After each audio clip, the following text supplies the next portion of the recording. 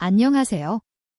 오늘은 자바 개발자라면 반드시 알아야 할 JPA, 자바 영속성 API에 대해 완벽하게 정리해 보겠습니다.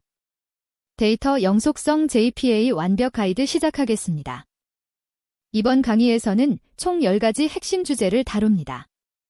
JPA와 하이버네이트의 기본 개념부터 시작해서 엔티티 클래스 설계 방법, JPA 리파저터리 인터페이스 사용법, CRUD 메서드 활용, 쿼리 메서드 작성, 연관관계 매핑의 기초, 일대다 관계와 다대다 관계 설정, 영속성 컨텍스트의 이해, 그리고 마지막으로 실무 활용 팁까지 차례대로 살펴보겠습니다.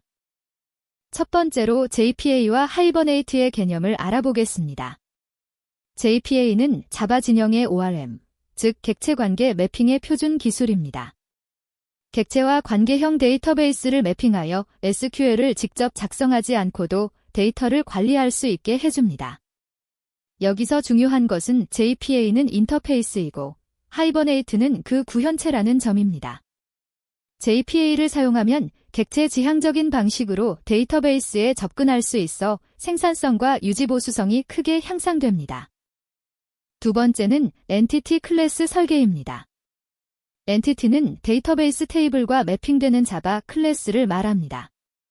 골뱅이 엔터티 어노테이션을 사용하여 JPA가 관리하도록 설정합니다. 핵심 포인트는 3가지입니다. 첫째, 골뱅이 엔터티로 엔티티 클래스를 정의하고, 둘째, 골뱅이 아이디로 기본 키를 지정하며, 셋째, 골뱅이 제너레이티드 밸류로 자동 생성 전략을 설정합니다. 엔티티 클래스의 기본 구조를 코드로 살펴보겠습니다. 유저 엔티티는 데이터베이스의 유저 테이블과 매핑됩니다. 클래스 위에 골뱅이 엔터티 어노테이션을 붙이고 ID 필드에는 골뱅이 ID와 골뱅이 제너레이티드 밸류를 함께 사용합니다. 제너레이션 타입 아이덴티티는 데이터베이스의 자동 증가 기능을 사용하겠다는 의미입니다. 네임과 이메일 같은 일반 필드는 별도 어노테이션 없이도 자동으로 컬럼과 매핑됩니다. 이렇게 간단한 설정만으로 객체와 테이블이 연결됩니다. 세 번째는 JPA 리파저터리 인터페이스입니다. 스프링 데이터 JPA의 가장 강력한 기능 중 하나죠. JPA 리파저터리 인터페이스를 제공하여 기본적인 CRUD 기능을 자동으로 구현해 줍니다. 개발자가 직접 구현 코드를 작성할 필요가 없습니다. 인터페이스만 선언하면 자동으로 구현되고 Save, Find by ID, Find all, Delete 같은 기본 CRUD 메서드가 제공됩니다. 필요하면 커스텀 쿼리 메서드도 추가할 수 있습니다. JPA 리파저터리 인터페이스 선언 방법을 보겠습니다. 유저 리파저토리 인터페이스를 만들고 JPA 리파저터리를 상속받습니다. 제네릭 타입으로 엔티티 타입인 유저와 ID 타입인 롱을 지정합니다. 이것만으로 끝입니다. 별도로 메서드를 선언하지 않아도 Save, Find by ID, Find all, Delete 같은 기본 CRUD 메서드가 자동으로 제공됩니다. 실제로 이 인터페이스를 구현하는 클래스를 만들 필요도 없습니다. 스프링 데이터 JPA가 런타임에 자동으로 구현체를 생성해줍니다. 네 번째는 CRUD 메서드 사용법입니다. JPA 리파저터리가 제공하는 기본 메서드로 간단하게 데이터를 생성, 조회, 수정, 삭제할 수 있습니다. Save 메서드는 저장과 수정 모두에 사용되고 Find by ID는 ID로 조회하며 Delete는 삭제 기능을 수행합니다. CRUD 메서드의 실제 사용 예제를 보겠습니다. 먼저 생성입니다. 유저 객체를 만들고 이름과 이메일을 설정한 후 유저 리파저토리에 Save를 호출하면 데이터베이스에 저장됩니다. 조회는 Find by ID 메서드를 사용합니다. 반환 타입이 아프셔넬이므로 값이 있을 수도 없을 수도 있습니다. 수정은 조회한 엔티티의 값을 변경한 후 다시 Save를 호출하면 됩니다. JPA가 자동으로 업데이트 쿼리를 생성합니다. 삭제는 Delete by ID에 ID를 전달하면 끝입니다. 이렇게 간단한 메서드 호출만으로 모든 CRUD 작업이 가능합니다. 다섯 번째는 쿼리 메서드 작성입니다. 메서드 이름만으로 쿼리를 자동 생성하는 스프링 데이터 JPA의 강력한 기능입니다. 메서드 명령 규칙을 따르면 JPA가 자동으로 SQL을 생성해줍니다. find by, count by, delete by 등의 키워드를 사용하고 AND와 OR로 조건을 결합하며 order by로 정렬을 지정할 수 있습니다. 쿼리 메서드 예제를 살펴보겠습니다. find by name은 이름으로 검색하는 메서드입니다. JPA가 자동으로 srect 쿼리를 생성하여 네임 필드와 파라미터를 비교합니다. find by email은 이메일로 검색하고 find by name and email은 이름과 이메일 두 조건을 모두 만족하는 데이터를 찾습니다. AND 키워드로 조건이 결합됩니다. find by name order by id 데스는 이름으로 검색한 후 id를 내림차순으로 정렬합니다. 이처럼 메서드 이름만으로 복잡한 쿼리도 표현할 수 있습니다. 여섯 번째는 연관관계 매핑의 기초입니다. 엔티티 간의 관계를 매핑하여 객체 지향적으로 데이터베이스 관계를 표현합니다. JPA는 4가지 관계를 지원합니다. 골뱅이 원토원은 1대1 관계, 골뱅이 원토매니는 1대다 관계, 골뱅이 매니토원은 다대일 관계, 골뱅이 매니토매니는 다대다 관계를 나타냅니다.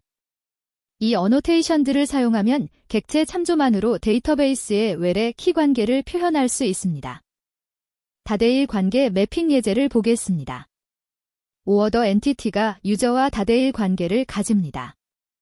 여러 주문이 한 명의 사용자에게 속할 수 있죠. 골뱅이 매니토원 어노테이션으로 관계를 설정하고 골뱅이 조인 칼럼으로 외래 키 컬럼명을 유저 아이디로 지정합니다. 이렇게 하면 오어더 객체에서 유저 필드를 통해 연관된 유저 객체에 바로 접근할 수 있습니다. JPA가 자동으로 외래 키를 관리해줍니다. 7번째는 일대다 관계 설정입니다. 한 엔티티가 여러 엔티티를 참조하는 경우 골뱅이 원토매니를 사용합니다. 리스트나 세트 같은 컬렉션으로 여러 자식 엔티티를 관리할 수 있습니다. 매프트 바이 속성으로 연관관계의 주인을 설정하고 캐스케이드 옵션으로 영속성 전이를 설정할 수 있습니다. 일대다 관계 매핑 예제입니다. 유저는 여러 오어더를 가질 수 있습니다. 골뱅이 원토매니로 일대다 관계를 설정하고 매프트 바이를 유저로 지정하여 오어더 엔티티의 유저 필드가 연관관계의 주인임을 명시합니다. 연관관계의 주인은 외래 키를 관리하는 쪽입니다. 캐스케이드를 올로 설정하면 유저를 저장할 때 오어더즈 리스트의 오어더들도 함께 저장됩니다. 애드오어더 같은 편의 메서드를 만들어두면 양방향 관계를 안전하게 관리할 수 있습니다. 8번째는 다대다 관계 설정입니다. 다대다 관계는 중간 테이블을 통해 구현됩니다. 골뱅이 매니토매니 어노테이션으로 간단히 구현할 수도 있고 중간 엔티티를 직접 만들 수도 있습니다.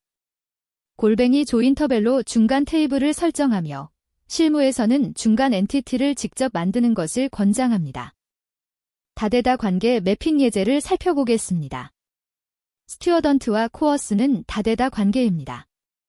한 학생은 여러 강의를 수강하고 한 강의는 여러 학생이 수강하죠.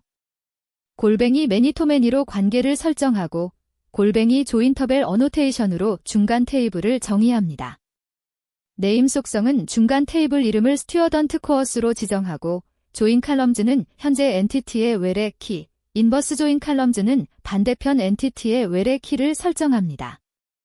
하지만 실무에서는 중간 테이블의 등록일, 성적 같은 추가 정보가 필요한 경우가 많아서 별도의 중간 엔티티를 만드는 것이 더 좋습니다. 9번째는 영속성 컨텍스트의 이해입니다. 영속성 컨텍스트는 엔티티를 관리하는 JPA의 핵심 개념입니다. 엔티티의 생명주기를 관리하고 1차 캐시와 변경 감지 기능을 제공합니다.